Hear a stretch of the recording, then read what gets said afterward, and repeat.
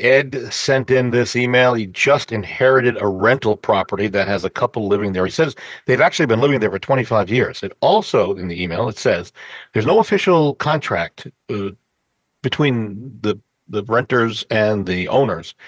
So he told the current renters he would keep the payment agreement as it's been.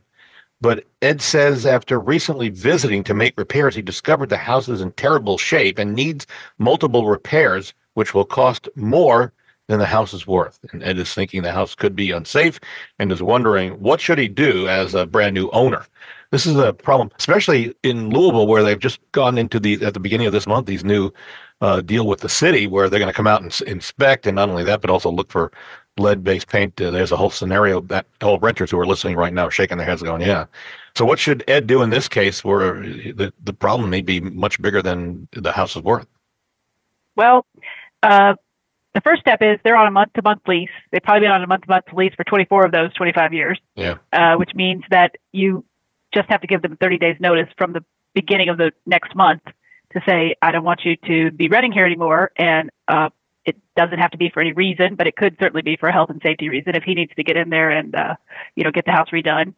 I'd say that's probably his best bet. I hate to displace someone who's been there 25 years, but if their house is not safe or if it's in disrepair, then it might be his best bet to have them move out and, if he can, refurbish the house or sell it, since it was an inheritance, maybe recoup some funds.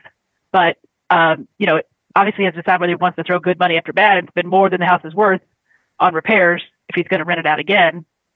So I would say give them notice and tell them that they should find a new place so that he can refurbish the house. All right. I'm speaking out of turn here, but not being an inspector, I'm going to go a little different here. What if Ed hires an inspector, goes in, they check the house out, and they determine, first of all, that way he'll know whether it is safe or unsafe. If it's safe, because he's not an expert, I'm presuming he just inherited this house. He may not have had other rental homes before. If it's safe, he just makes minor repairs and keeps it going. And if it's unsafe, he explains to the renters, okay, listen, you're going to have to find temporary housing. We're going to need to increase the rent to cover the costs. So he's not just throwing them out permanently, but he gives them options, right?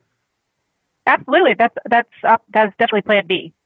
So, and one more final thought on this, Lee. If it is unsafe, so all of us who, and I don't include myself in this, but I'm generically everybody who owns a rental property, if it's unsafe and something should happen, is the owner on the hook for liability to the occupants, or is it the insurance company? Who actually is?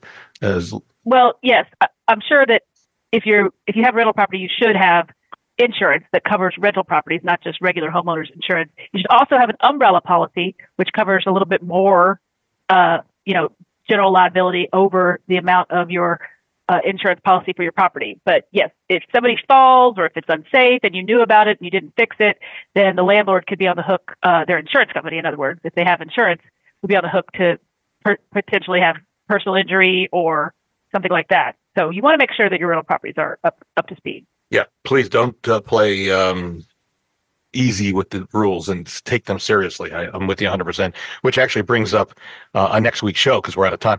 And we're going to talk about keeping your home as cool as possible with air conditioning and keeping it safe from basement flooding. That's on next week's show.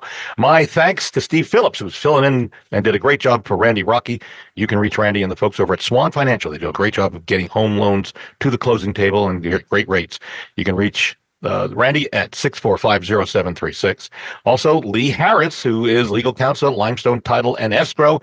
She's a fabulous resource for all of us who are in the real estate industry and also for the folks who listen to the show. If you have a legal question, Lee is here, and here's her cell phone, 649-7964. And if you're thinking of selling your home now or in the near future, I'd love to help you. It's simple. You give me a call. I come out. It's free, no obligation. We talk about the process.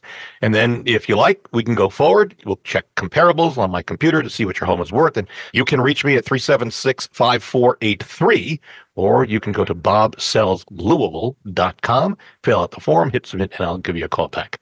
That's it. We're out of time. See you next Sunday on News Radio 840 WHAS. All right, you guys. Thank you. Bye, everybody. Thank you. Take care, Steve. Have a good one. All right. Okay. Enjoy your vacations, both of you. Yeah. Thank you. Bye-bye. Bye-bye.